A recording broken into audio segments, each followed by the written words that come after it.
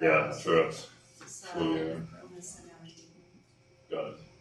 Should we start maybe, or to get through? Are we missing two people, or? It's up to you.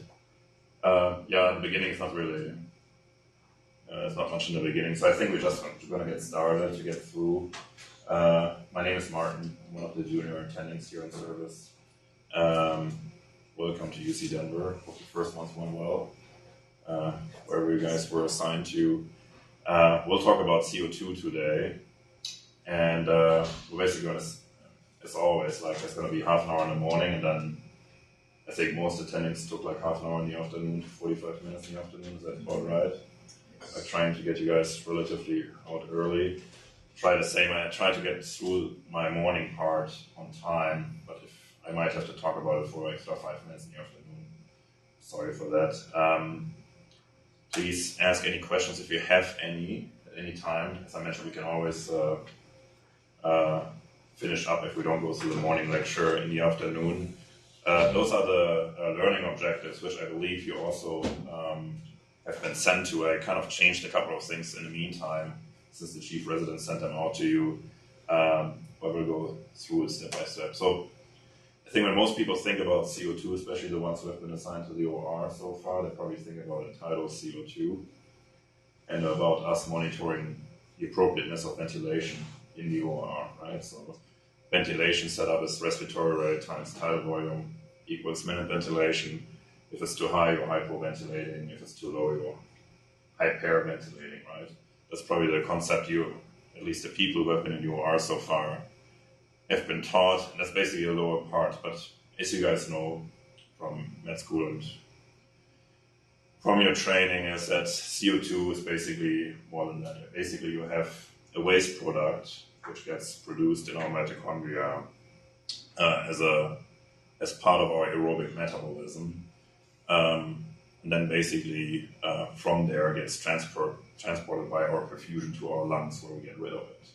And as you can see, just by looking, for example, at an entitled CO2, you can also make statements about your metabolism and about your perfusion. And then finally, as you guys already know, about your ventilation. So there's a bit more to it, what you can actually get by looking at those markers. And that actually does become important very often, even in anesthesia. It sounds very abstract when we talk about metabolism. But if you have someone on the table who's febrile, if you have someone on the table who's in sepsis, if you have someone on your table where you're concerned you might have malignant hypothermia, which you might have already been talked about, like the one anesthesia-induced emergency, one of the first markers is that your CO2 is going to go sky high because your metabolism went up. You might wonder what's just happening. The vent settings are the same. What just changed?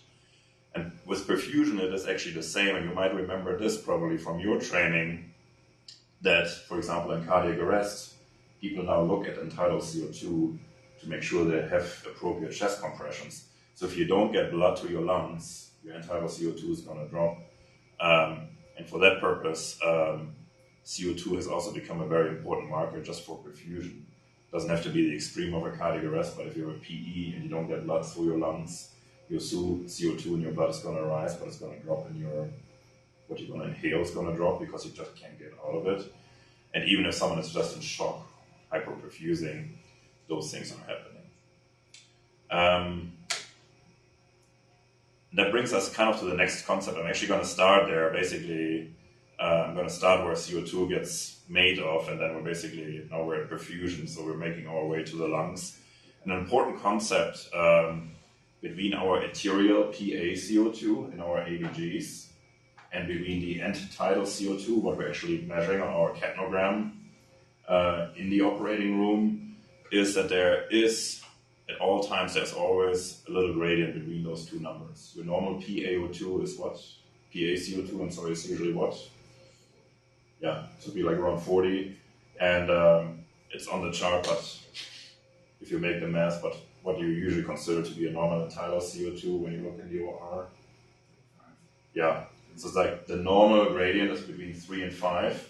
And as you can see on that slide, you have a bit of a gradient because you have dead space in your lungs. So you have basically an atomic dead space, that's the airway, which doesn't participate in gas exchange.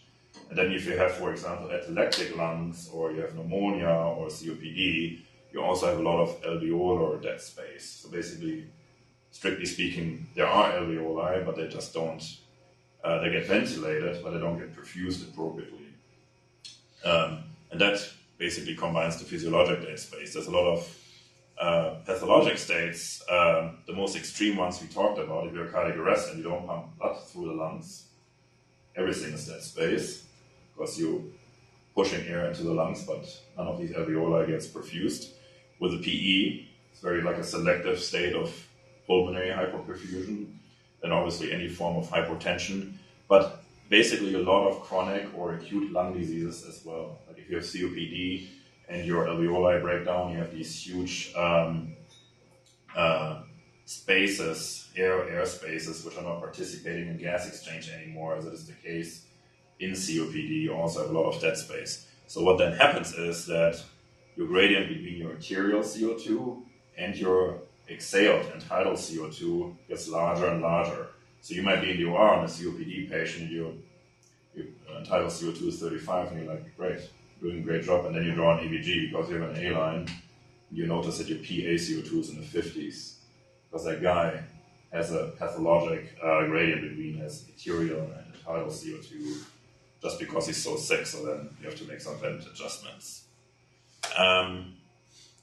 And you kind of get the sense, we talked about this a little bit, how it has become important for perfusion, not only when we do CPR. There's a lot of data on CPR, and basically what we now do, if we have a code, for example, in the unit, we're coding someone with chest compressions to hook up in a tidal CO2 if they're still intubated, and we measure their tidal CO2. And if we're doing chest compressions sufficiently and we get the tidal up to 20, we at least know that we have that we're pumping at least what would correlate with a cardiac index of 1.6 to 1.9, which is basically normal. Cardiac index is basically normal. Cardiac index is around 2. So we're getting pretty close to normal and perfusing the brain appropriately again. But everything below actually is inappropriate, and there have been studies, if you never get it above 10, you basically, the guy's basically closed. If you can't get the tidal above 10 for the first 10 minutes. Good. Does that concept make sense? I don't know, the people in the OR probably have all seen tidal CO2 capnography. You haven't been in the OR yet, Megan. Have you seen a capnogram? Yeah, Med school, okay. And I'll show a picture right here. So, if you look at basically capnography is basically the waveform of your CO2 exhaled. Capnometer or capnogram is basically the measurement of your end tidal CO2. And I'm so sorry. In order to walk you through it, I don't have a marker. But if you look at the 4 different phases of the waveform, you can see how phase 1 has no CO2 on your capnogram. So what basically happens is you have an intubated patient from the tube right at the Y connector. There's a side stream, like a little bit of flow. It gets basically bypassed from the actual ventilator, and that side stream tubing goes into a capnography machine which measures your end tidal CO2 by infrared. And as it does it continuously on the waveform, the end tidal CO2 is considered what is basically the end of phase 3. So if I walk you guys through the stages, phase 1 is basically the end of inspiration and the beginning of exhalation, where we're exhaling air, and for the beginning we just exhale dead space, right? Because that's like when we start exhaling, the first part we're exhaling is dead space before we actually get into the part which participated in gas exchange, right? So in the very beginning there's no CO2, and then we start getting air from more and more alveoli as we're exhaling during our exhalation. And that's when you see phase 2, when your CO2 rapidly goes up. And in phase 3, the last part of exhalation, you're basically now only get air out from your alveoli, and that's why it basically remains high. The CO2 remains high, but it kind of gets into this plateau where it doesn't rise that much anymore. And if you think about it, the word end tidal, so just think of the end of the tidal volume. That's basically at the end of your exhalation, so at the end of phase 3, when your CO2, when your exhaled CO2 is the highest. Does that make sense? It's a little weird because when we think about ventilators, a waveform usually means as air goes in, air goes out. With a CO2 is the exact opposite, obviously, because CO2 only comes out during exhalation. And I don't know if anyone has seen these different scenarios. I don't know if anyone in UR has been talked about what you can identify and cannot identify just based on the waveform of your capnography waveform. I don't know if anyone mentioned that, but this is obviously going to be a big part of the afternoon session where we're going to go through different pictures of waveforms and we're going to talk about why they look this way they do. There's a lot of fancy ones. This is kind of something which people like to ask on boards, so in three years from now, you're going to have to look over those again, but there are some obvious ones. For example, if you look at esophageal intubation, which means they basically put the tube in the goose, you see they have a little bit of CO2, and then it's gone. Why do you have a little bit of CO2 in that particular picture? G. Why don't you, like, if you intubate the esophagus, wouldn't you think there's no CO2? Or You have bacteria in your gut. very good. They're eating stuff. So there's some CO2 production by our gut flora. So there's some CO2 in our stomach. So people are always like, okay, I wasn't sure if I intubated, so I'm giving like a breath. I'm looking at the capnogram. It's like, oh yeah, that's CO2. Looks away. And then 2 minutes later, he realizes it was never in the right place. That's why if you work in the UR, once you start working in the UR, or once you started working in the UR, they always tell you to give like 5 or 6 good breaths and wait to see if you still have a waveform, just to get rid of that CO2 which accumulated in your stomach. Just FYI, then malignant hyperthermia, for example, J, it basically just reflects that your CO2 just keeps on rising, despite the fact that you haven't made any changes to your bench settings. We'll talk about those scenarios in the afternoon. Just want to make sure that you guys get out by 7. We'll also talk a bit more about this. This looks very fancy, but really isn't. All of you guys know that if you hold your breath, that eventually you want to breathe, right? Like you have this urge to breathe. Not only do you get hypoxic eventually, but you also, like your brainstem just desperately tries to tell you, can you please start breathing again? That's all what this is. If you look at the waveform and you look at the line which stands for awake normal, you basically see that on the x-axis you have your CO2 level in your blood. So this is the arterial CO2. And on the y-axis you have your alveolar ventilation. And it probably makes sense. The higher your CO2 rises, the more minute ventilation your brainstem wants you to do. The longer you hold your breath, the faster and the deeper you're going to breathe after you start breathing again. Right? That probably makes sense. Now the big thing is for us as anesthesiologists is that if we give our drugs, all this relationship changes. This reflex basically works on chemoreceptors, which measures the pH in our brainstem, but also on signals from our cortex. And if we pound our cortex with a bunch of anesthetics, like we suppress our cortex with propofol, volatile anesthetics, benzodiazepines, all that kind of stuff, even narcotics, that reflex to breathe when you need to breathe, when your CO2 rises, gets more and more diminished. Narcotics tend to move the whole line to your, when you look at the waveform, to your right, so shifting it to the right, so you start breathing later. And all the other anesthetics usually do both. They drift it to the right, but they also lower the waveform. I don't know if you guys have been taught this, but for example, if you do a pure volatile anesthetic, people usually don't stop breathing, but they breathe very fast and very shallow. That's a reflection of that waveform.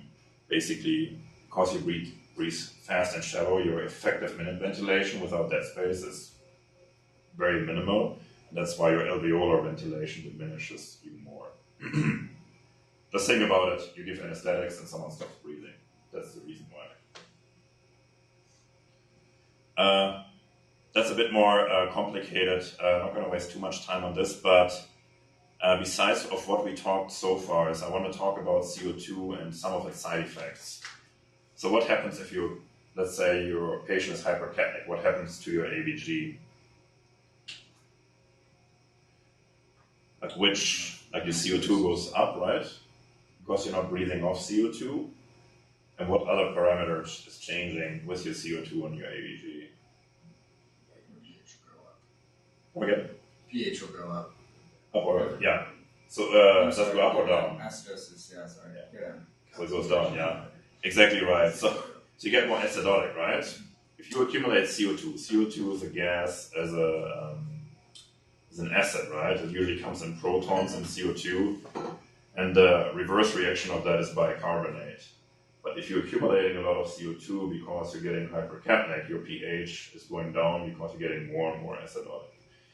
And that by itself has a lot of effects on our body. If we get more acidotic, oftentimes our metabolism changes. You probably talked about this yesterday, but for example, if you talk about the oxygen dissociation waveform, you guys remember that? Is it shifting to the right or to the left with acid? Right. Does that make sense from a physiologic sense? So if you're getting acidotic, let's say you're, for example, hypoperfused, you're in shock. You're not getting enough blood into your circulation. You're building up a bunch of acid, right? And the acid makes your hemoglobin get rid of the O2 to get the O2 to your tissue, because what your body is realizing is that our periphery doesn't see enough oxygen. Basically, if we build up acid, we don't get enough oxygen, and because of that, the body tries to get as much oxygen to our tissue by offloading the hemoglobin and getting the O2s to the tissue. So now, so you see how acid has a lot of different effects, and I want to talk about two concepts before we close the morning session. The effects of CO2 on our pulmonary blood flow and the effects of CO2 on our cerebral, our brain blood flow, because that becomes important once you guys actually step out of the general OR setting and come more into the specialized fields. For example, neuroanesthesia and cardiac anesthesia. If your CO2 goes up, what happens to your pulmonary vascular resistance? Does anyone know?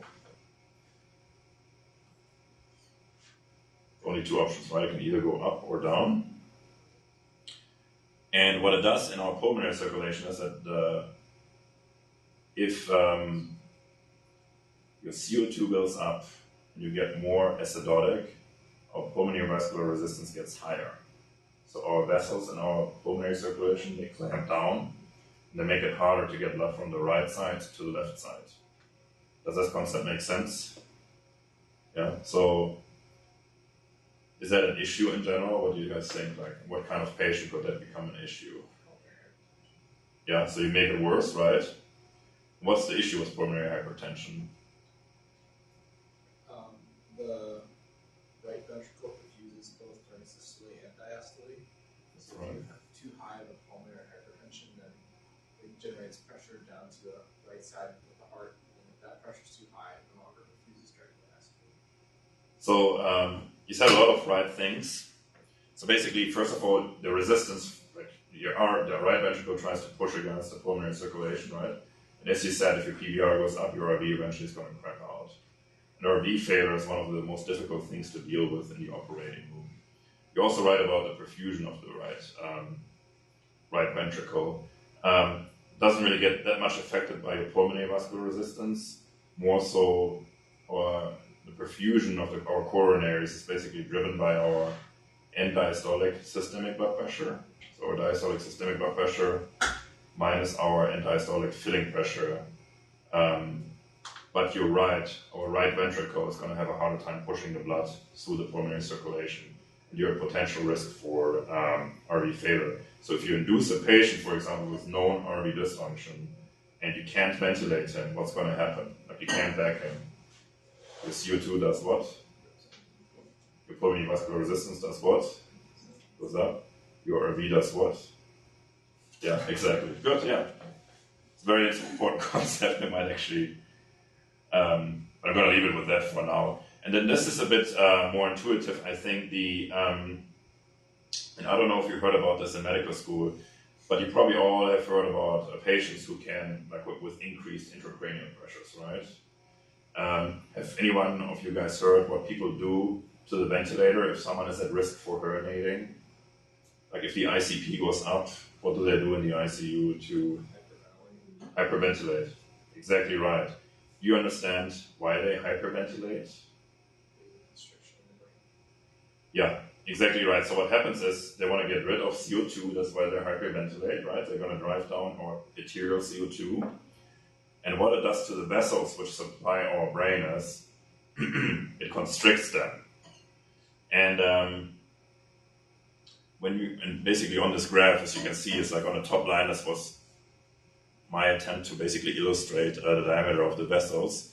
And on the x-axis, you can see your CO2 concentration. You can see the lower your CO2 concentration, the smaller the diameter of the vessels. The higher the CO2 concentration, the larger the diameter of your vessels. And what happens is that what people intentionally try in these situations is they clamp the vessels down to minimize the cerebral blood flow to the brain. Because the more blood goes into the brain, the higher the ICP goes. Yeah. So there's 3 compartments in our brain. That's brain tissue, CSF, and blood. And you can basically minimize the amount of blood going to your brain by hyperventilating a patient. Yeah. So next time you see someone, or for example, next time you actually scrub into a neurosurgical case, the surgeon usually asks you to hyperventilate the patient to an end tidal below 30. That's the reason why. Not because everyone is urinating in neurosurgery, but they like small brains because then it's easier to actually operate on the brain within the skull. That is the reason why they ask you for this. Can you guys think of a downside of doing that? Very good, yeah. So if you go too low, you're not providing enough blood flow, you're at risk for stroke. So it's kind of a vague concept, like it's something which with like a double-edged sword basically, where you can't do too much of it, or otherwise you're actually causing more injury to the brain. A couple of things I wanted to mention before I close. As a rule of thumb, and they always ask this on the boards, if you lower your arterial CO2 by just 1 millimeter mercury, you're basically lowering your flow by 1 cc per 100 grams of brain tissue. So the cc's are relating to blood flow and the grams are relating to brain tissue. They oftentimes will ask you board questions where they basically ask, for example, you're lowering your CO2, you're lowering your PA CO2 by 5 millimeter mercury. How much less blood flow do you have right now? And if they want to trick you, as they say, if your blood flow was 50 in the beginning, they might ask you what it is now, and the answer would be 45, for example, if you go down by 5. But sometimes they make this more difficult and talk about by how much percent you're decreasing it. And I'm going to basically talk about it a bit more thoroughly when we go to the afternoon session. I'm going to give you one of those board questions and we can talk about a bit more. The last concept I want to mention to hyperventilation in the operating room is that our brain eventually gets used to the fact that you're trying to decrease the blood flow. So what happens is after 6 hours of hyperventilation is that your kidneys compensate. They basically get rid of more bicarbonate and your pH basically becomes neutral again. When your pH becomes neutral, our brain realizes that and basically compensates for this mechanism. So this mechanism of hyperventilating someone in the operating room is only good for about 6 hours. And then you're basically back to a normal blood flow again. Good. All right, it's 7 o'clock. In the afternoon, we're going to do some questions. Maybe some of those things were a bit complicated, but the questions will help kind of to work through some of these concepts. Any questions so far? Is the pulmonary vasoconstriction a direct function of the PaCO2 concentration, or is it a direct function of the hypoxia that comes when your PaCO2 goes up? That's a very good question, and the answer is we don't know exactly. So there's two concepts, actually three concepts. Some people claim that CO2 has a direct effect of constricting the vessels in the pulmonary circulation. That's the easiest way. Other people say that yes, that's not happening. It's the acidosis, which basically develops when you're hypercapnic, which constricts our vessels, because that has been proven pretty well. They basically compared respiratory to metabolic acidosis, and both forms basically constricted the vessels, so they can say for sure that acidosis of any form is constricting your vessels. And then you mentioned the hypoxia. That's a bit more of a complicated concept. That's kind of why I skipped over it. But there is something called hypoxic pulmonary vasoconstriction. I don't know if you guys heard about that in med school. Talked about it yesterday. Oh, there you go. Well then, basically, I guess, yeah, okay. Basically, as you mentioned, when you're hypercapnic, when you're not ventilating appropriately, you usually also tend to be hypoxic because you're not bringing enough O's into the alveoli. And the normal reaction to that is that our body, our lungs, specifically vasoconstrict those capillaries which are connected to alveoli, which are not well ventilated, to avoid that we just shunt blood through it or bypass blood through it. If you pump blood to every area of the lung, even those atelectic areas which are not well ventilated, you're basically wasting your blood, right? Because you could have sent that blood to an area which is well ventilated, and in that area could have picked up a lot of O's, that could have get rid of a lot of CO2s. Does that concept make sense? So some people, and that's the third group, says, well, the problem is probably just basically based on hypoxic pulmonary vasoconstriction, where we're basically clamping down the vessels which are connected to alveoli which are not well ventilated. For example, atelectic lung, or infiltrated lung from a pneumonia, or ARDS. That is the third concept. So we're not absolutely sure, but that's what this slide is referring to, the effect of hypoxic pulmonary vasoconstriction. That becomes important when you have someone for example, in the PECU, like a COPD patient who usually retains, and now you're pounding them with oxygen. And the guy eventually becomes more and more hypoxic, and you're like, how is this even possible? Like the COPD patient has a lot of purely ventilated areas of the lungs. Now you're pounding them with oxygen. Now those purely ventilated areas start dilating again, the vessels start dilating again, and you're shunting blood through the purely ventilated lungs. And they can't pick up much O2 because those areas are not getting ventilated. This is a bit of a more complex principle, but I think what you should remember is that areas which are poorly ventilated, such as atelectic lung area, and every one of us has atelectasis, they see the least blood flow because our body doesn't want to waste blood on areas which don't see ventilation anyways. Good. I think we all have to go. Thanks for your patience. Thank you. Of course. It wasn't too complicated.